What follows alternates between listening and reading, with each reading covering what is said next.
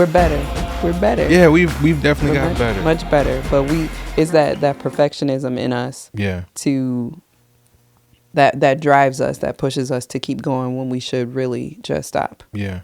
Yeah, and like you said, it's kind of like a perfectionism to the sense that my name is on this. Mm-hmm. We have a lot of creative ideas going on in our heads, the way we see it working out, whether, again, it's a project or it's an event or whatever, like we see it in our minds much, much bigger than probably the budget is. Absolutely. Every single time. And so for us, it's like, okay, there's no budget. There's very little personnel. I got to do all the jobs. There's 10 jobs and 5 people. I got to be a fifth. But not just all the jobs. Yeah. Like I got to do all the jobs while I'm hanging upside down like a trapeze artist and doing cartwheels and flips through the air like Cirque du Soleil. Yeah. And smile the whole time. And entertaining the kids. Yeah. Making sure everybody is too much. Yeah. It doesn't make any sense. Yeah. That is not good time management. Yeah. That is not actually helpful to anybody. Because in a lot of those situations, there are things that either didn't need to happen or things that someone else could have done. Yes. And us doing them for those people is enabling them to stay where they are and not allowing them to grow. Yeah. And I will even say this. My mentality of like getting other people to do the work is like, well, we don't have the budget for that. Yeah. We don't have the, it's not in the budget anywhere. So how can I hire someone to do it?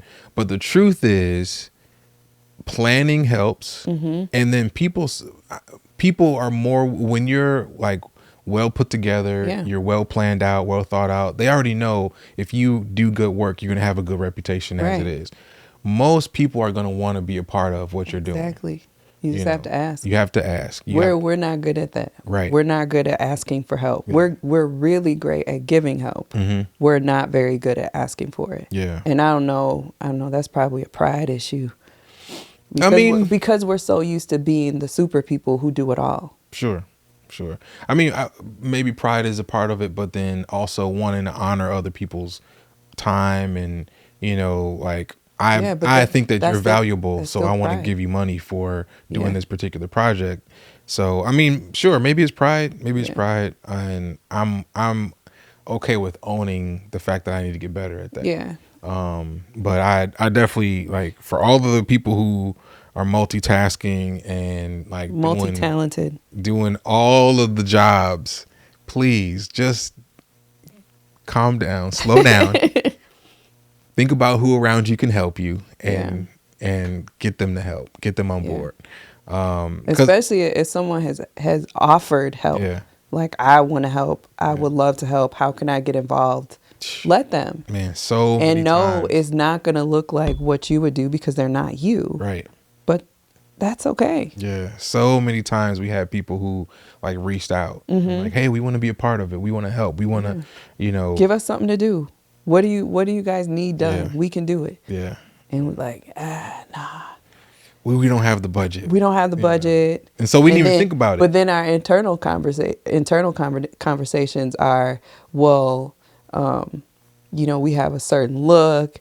We have a certain style. Right. And we want to make sure that we keep up this, really this facade of who we are, because we operate at a very high level and we want everybody else who comes along, you need to operate up here too. Right. Instead of, again, allowing people the space to grow to that. Because, in the end, like, how are we really growing and helping all those around us if we're not sharing, if we're not giving other people the opportunity to get to where we are? Sure. Yeah, I mean, that's very true. That hits home because someone had to move out of the way for us to get there. Exactly. Somebody had to like bring us along, and no, we weren't up to par. We weren't up to, the standard, but we had to get there. Yeah. And I think that is definitely something, as we've gotten older, we're not old, but as we've gotten older, it has been a lesson that we've learned is that, we only have 2 hands and 2 feet, Yeah. and we can only do but so much work in 24 hours of a day. Yeah. And so bringing on a team of people, a couple of people who can intern, a couple of people who are interested in learning and, maybe they have the drive. And that's something that we look for. We look for that, people who take initiative, people who are creative, people who are gonna, like carve, I won't say carve their own lane, but kind of make space, like, hey, I want to be a part of this. People who have that type of heart for helping is who we're looking for. And people we can pour into, because that's a part of our legacy. Yes, absolutely. Absolutely. It'll be really great to have everybody, Tom and Stephanie, they were so great and they did this and they did that. But then where's our fruit? We can have, we can both have 10,000 projects that we've worked on a piece. But if the people aren't there to talk about the legacy, to show and, duplicate what we've accomplished and in like the relationships and, the processes and, things, if the style. The style. If the people aren't there to like talk about those things, then it's unfortunately it's kind of it's a loss. A missed opportunity. Yeah. So I will say this, on the detriment side of helping people too much. I think about this. So my godfather, he is one of the guys, like back when I was a kid, he would have a video camera at every event. He would have he was the guy they called, at church, they called the tape ministry. So like, he would record all of the services. He would record, he was on the radio, him and his wife. They had a show where, they would just kind of, they would do all the production. They would do even, I think like the anchoring and just, do the interviews and things like that on the radio. And so he even built a studio in his basement. Yeah. And we've been there. Yeah. Built the studio in his basement, has like recorded tons of artists over the years. And unfortunately, he told me, he said, look, you don't want to get to my age and regret not ever having recorded your own music. Yeah. He was a singer. Yeah. So recording your own music, putting out your own show or podcast or whatever it is. And so he's kind of, for me, he's one of the big inspirations in my life to why we are doing the podcast today. Yeah. So thinking about those conversations with him, like you don't want to be bitter. Yeah. You don't want to be, frustrated with yourself at an old age. Yeah. And just like, man, I can't get that time back. Yeah. And then now he's bitter at the people that he helped. Right. He's bitter at himself for like, man, I put myself second. Everybody else was first. Right. So that's an unfortunate detriment. Like, I know that we can go all in when it comes to helping other people. We'll get behind their vision. Yeah. We'll get behind their goal and we'll be all in. And I don't think that's wrong, but I think when you put your stuff aside, you put yourself aside and, you don't create that legacy for yourself, then it's really tough to, I think that becomes detriment. Yeah. Because, I mean, like you said, there is a bitterness afterwards. I think about all the projects where we went way above, way beyond what the client asked for. And then at the end, they didn't use all the extra stuff that we gave them. That is the worst. And then it's that is the absolute worst. I spent all this time. I was up till 4 o'clock in the morning. You gonna use this video. Right. But it's too late. Yeah. Also, they didn't ask for it, Yeah. And now here we are,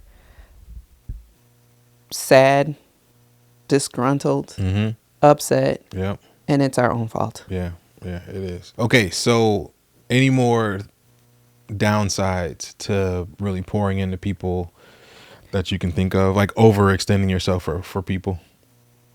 I mean, on the like all of that other stuff, but it also can affect you health wise, because if you're not taking care of yourself, if you're not getting proper sleep, Yeah. you know, your health can start to decline. Right. You know, now you know, you're probably eating garbage because that's the only things that are open late at night, because you're not able to have a healthy meal at decent hours, or you're eating super late at night and then going to sleep on that food. Like now you're gaining weight and all these different things. Like I remember we went through a season where we, you know, it was during COVID. Yeah. When everybody needed help. Oh yeah. And we were right there doing all of how you need your service online. We will get your service online.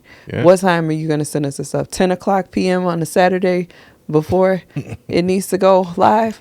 Yes, we can do that for you. And we did. We were not sleeping. No. We were eating at like 11, midnight. Making lots of money.